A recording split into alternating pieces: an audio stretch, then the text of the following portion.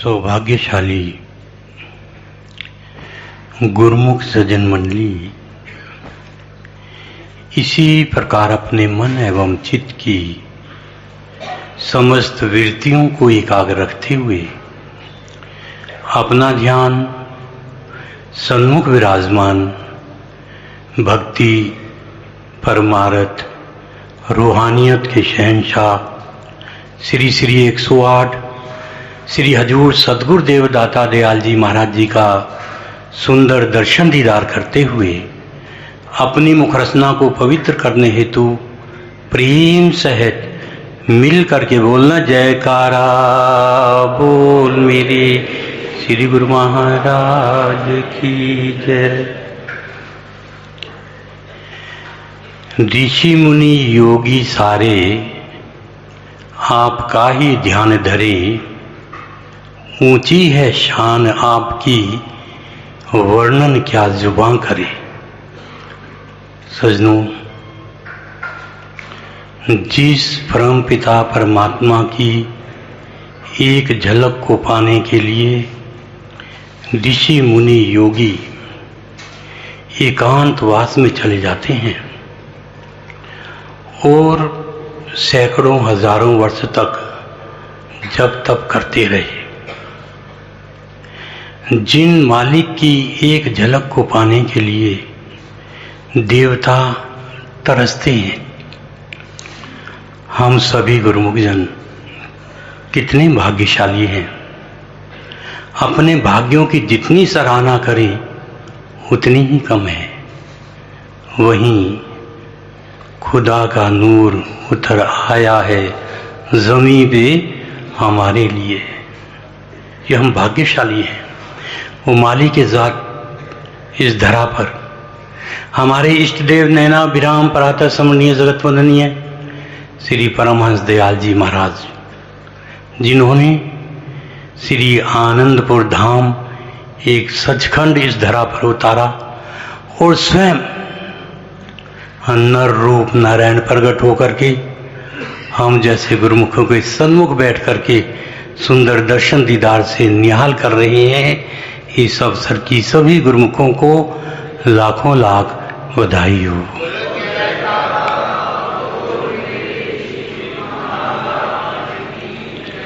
सजनों, श्री आनंदपुर दरबार ऐसा धाम है कि जिसका नाम सुनते ही रोम रोम पुलकित हो उठता है। यहाँ की हवाओं में भक्ति की खुशबू है। यहाँ की गली गली से गुजरो तो नाम की धुन कानों में गूंजती है। महापुरुषों का ये ऐसा स्थान है, ऐसा धाम है जहाँ से रात दिन नाम और भक्ति की अविरल धाराएं बहती हैं। भाग्यशाली है वो गुरुमुखजन जो उन हवाओं से नाम और भक्ति की खुशबू को ग्रहण करते हैं। भाग्यशाली हैं वो भक्तजन जो हर वक्त अपने चित्त में उन मालिक महापुरुषों की जो नाम की अनंत धुन है उसको श्रवण करते हैं।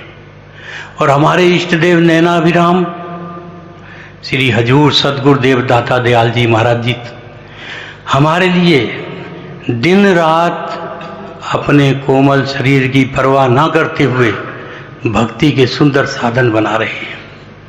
हमको अपनी पनाह दी है, अपने चरणों में हमको बिठाया है। बड़ा भारी उपकार है कि सतगुरु के उपकार का बदला दिया ना जाए, तीन लोक की संपदा भेंटत मन सकुचाए। सजनों, चारों तरफ आज संसार के अंदर काल और माया का जोर चल रहा है और चारों तरफ तराही तराही मची हुई है। हर व्यक्ति अपने श्वासों की अमूल्य पूंजी को केवल माया और माया के सामानों को एकत्र करने में बर्बाद कर रहा है। उसको ये विदित ही नहीं है कि 84 लाख दुनिया भुगतने के बाद ये मनुष्य देही मिली है, मुझे इससे क्या करना है।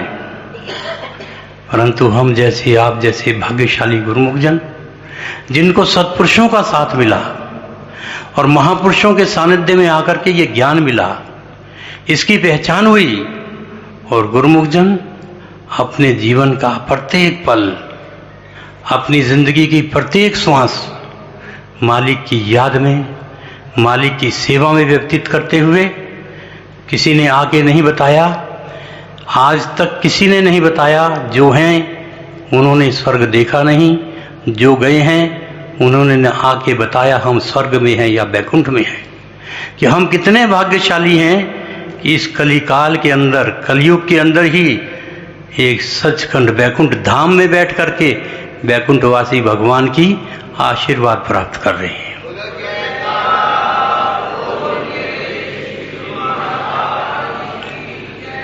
अब हमको जब ऐसा सुंदर श्री आनंदपुर धाम मिला, सत्संग में श्रवण करते हैं, एक तीर्थ होते हैं संसार के अंदर, भक्तजन तीर्थों में जाते हैं।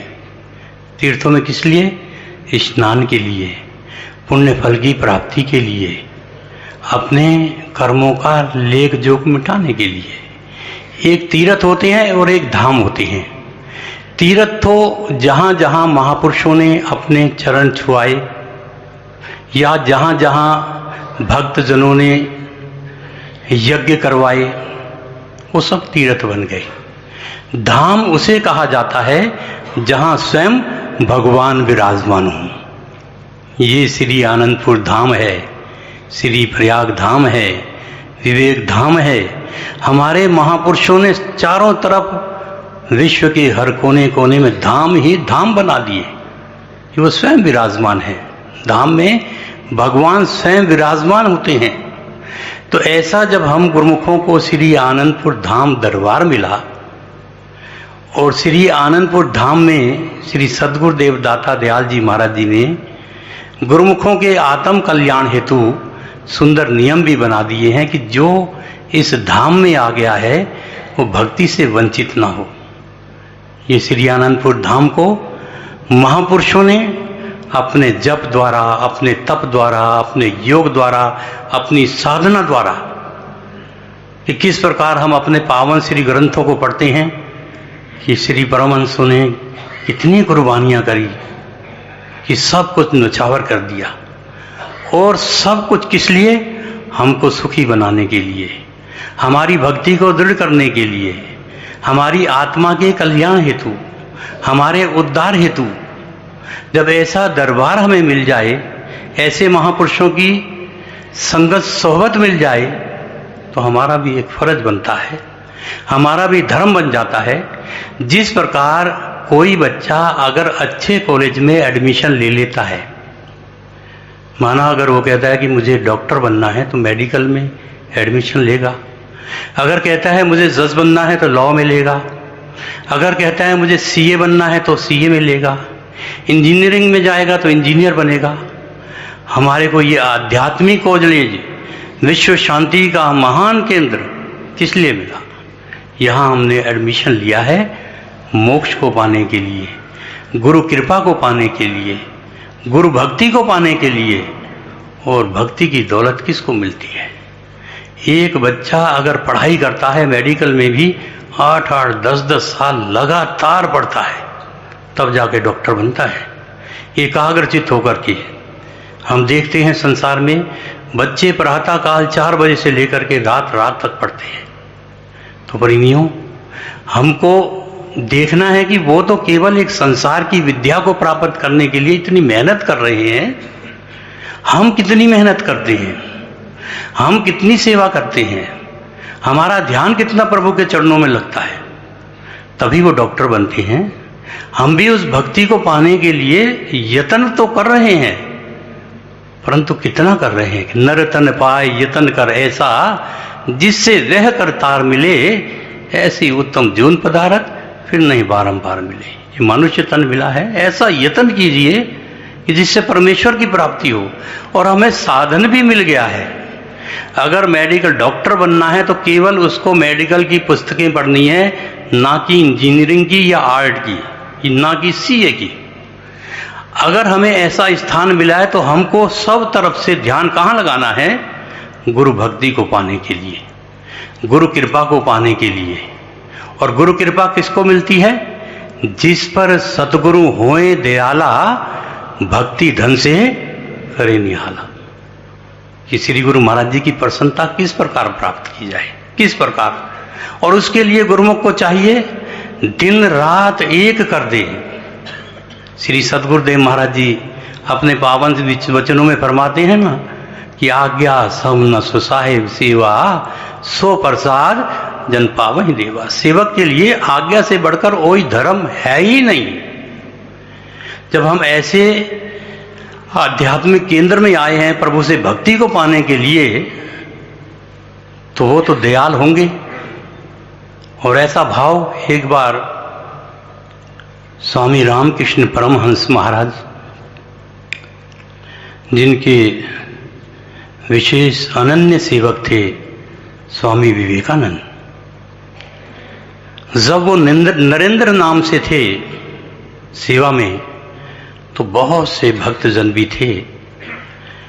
श्री गुरु महाराज जी का, श्री रामकृष्ण परमहंस जी महाराज जी का अनन्य स्नेह था उनके ऊपर। कहते हैं कि उनको प्राण से भी प्रिय थे। एक बार स्वामी रामकृष्ण परमहंस जी महाराज जी ने उनकी परीक्षा लेने की सोची, तो उन्होंने, जब वो आए तो रोज वचन विलास होते थे, प्रशंसा करते थे विवेकानंद जी की, ये बहुत सेवा करते हैं, बहुत अच्छे भाव हैं। जब वो आए तो श्री गुरु महाराज जी मौन हो गए, उनकी तरफ ध्यान ही नहीं दिया, कुछ वचन विलास ही नहीं हुए। दूसरा दिन हुआ, फिर इसी प्रकार निकल गया श्री गुरु महाराज जी। तीसरा दिन हुआ, 15 दिन हो गए, इसी प्रकार वो आते, नित्य प्रति आते, सुंदर सामने बैठ जाते। श्री गुरु महाराज जी दूसरों की प्रशंसा करते, उनको देख करके भी इग्नोर कर देते थे, जैसे देखा ही ना हो। ऐसे ही समय गुजरता गया, तो कुछ दिन जो और व्यक्ति थे, उन्होंने उनको कहा कि तुम रोज आते हो, देखो श्री गुरु महाराज जी तो तुमसे बोलते ही नहीं, क्यों अपने आत्म सम्मान में ठेस पहुंचा रहे हो, क्या फायदा यहाँ आने का। तो श्री गुरु महाराज तो इग्नोर करते हैं, तुम्हें देखते ही नहीं है, तो बोलते ही नहीं है, परंतु उनका नियम था। ऐसे ही महीना गुजर गया। 1 महीना जब गुजर गया, 1 महीने के बाद श्री रामकृष्ण परमहंस जी महाराज जी ने नरेंद्र को बुलाया। नरेंद्र, वो खड़े थे हाथ जोड़ करके, फरमाने लगे कि तुम्हें मालूम है मैं तुमसे बोलता नहीं, तुम्हारी तरफ देखता नहीं हूँ, बात नहीं करता, और फिर भी तुम यहाँ रोज आ रहे हो, क्यों? सेवक का धर्म, सेवक का धर्म देखो कैसा होता है। नरेंद्र की आंखों से अश्रु बह रहे हैं।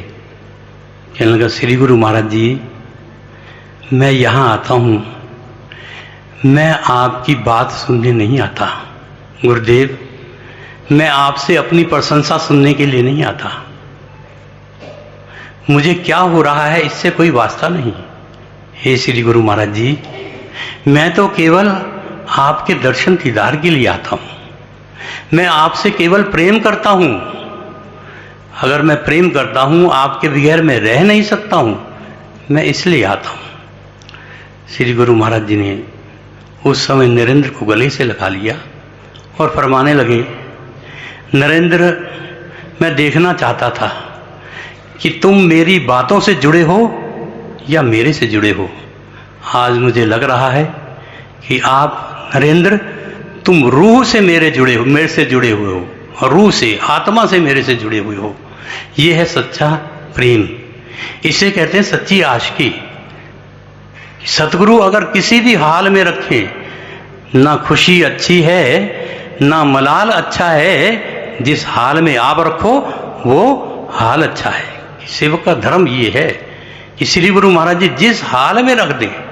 आज श्री सतगुरुदेव महाराज जी प्रातः काल, कुछ प्रेमियों ने बेनती की, स्वामी जी अपनी भक्ति दीजिए, कृपा कीजिए, हम पर कृपा कीजिए। श्री हजूर सदगुरुदेव महाराज जी ने बहुत मुस्कुराते हुए आशीर्वाद दिया, फरमाया कि आप क्या चाहते हो, कृपा चाहते हो? उसने बेनती की, जी स्वामी जी कृपा चाहते हैं। तो महाराज जी ने फरमाया, कृपा देने के लिए ही हमने 2 घंटे भजन अभ्यास का नियम बनाया है, कर और पा, कृपा। अगर आप नियमों की पालना करोगे और भजन करोगे तो ये सोच लेना कि हमारी कृपा आप पर सदैव बरस रही है, सदैव बरस रही है। कि गुरु जी की कृपा सब पर भारी, जो समझे वो है अधिकारी, जो ना समझे वह नाकारी, आप हैं सच्चे और पाबंद। सच्चे और पाबंद हैं श्री परमहंस दयाल जी महाराज जी। श्री हजूर महाराज जी जिस समय इस रूहानियत के सिंहासन पर विराजमान हुए थे तो उस समय यही वचन फरमाए थे कि हम वही आज्ञा प्रदान करते हैं जो हमें श्री परमहंस दयाल जी महाराज फरमाते हैं। प्रेमियों, ये रूहानियत का दरबार है जिसका रूह से रिश्ता है अपने इष्ट देव से, वही यहाँ सब कुछ पा लेता है। जैसे कहा, एकाग्रचित होकर के जिस लक्ष्य के लिए आए हैं उस लक्ष्य को हम हृदय में धारण करें, उस पर मनन करें। और आज वचन ये भी हुए थे कि गुरुमुख का जीवन कैसा होना चाहिए। अगर कोई व्यक्ति से कोई गलती हो जाती है, उसके अंदर गुण नहीं है, वो गलती कर देता है, ये नहीं उसका तिरस्कार करो, आप उसके अंदर अपने गुण डाल दो। जो आपके अंदर गुण हैं वो गुण उसके अंदर डाल दो, ये नहीं उसका तिरस्कार, वो तो गलत है ठीक है, परंतु आप उसके अंदर अपने जो हमारे अंदर गुण हैं तो हम ये देखें, हम ये सोचें कि हमारे अंदर गुण क्या है। गुण सब गुरु के वचन माही, सहजो शिष्य जो बिसरे नाही। गुण तो सब गुरु के वचनों में है, सदगुरु के हुक्म में है। शिष्य वो है जो बिसरता नहीं है। इसलिए गुरु को हम भाग्यशाली हैं, ऐसा ऊंचा सच्चा दरबार मिला है, सत्पुरुषों की संगत सोहबत मिली है। जो जो भी महापुरुष आज्ञा फरमान करते हैं हमारा धर्म बन जाता है, उसको सिरोधार्य करें, उस पर मनन करें। गुरु भक्ति के 5 नियम और 2 घंटे भजन अभ्यास, ये हमारा पाठ्यक्रम है। इस संसार के हालात देखो, और लोगों को रोटी खानी भी नसीब नहीं है, किस प्रकार लोग जिए। और श्री गुरु महाराज जी ने हर सुख सुविधा हमें दी है, हर सुख सुविधा। शरीर की पूर्ति कर सकते हैं, इच्छाओं की पूर्ति कोई संसार में नहीं कर सकता। तो अपनी इच्छा का त्याग करके आज्ञा मौज में चलते हुए अपना लोक भी संवारना है और अपना परलोक भी बना लेना है। आज श्री सद्गुरुदेव दाता दयाल जी महाराज जी ने जो विदेश में हमारी आदरणीय भाईजन सत्संग प्रचार कर रही हैं, उनको अपनी मौज से आज जोगिया वस्त्र प्रदान किए हैं।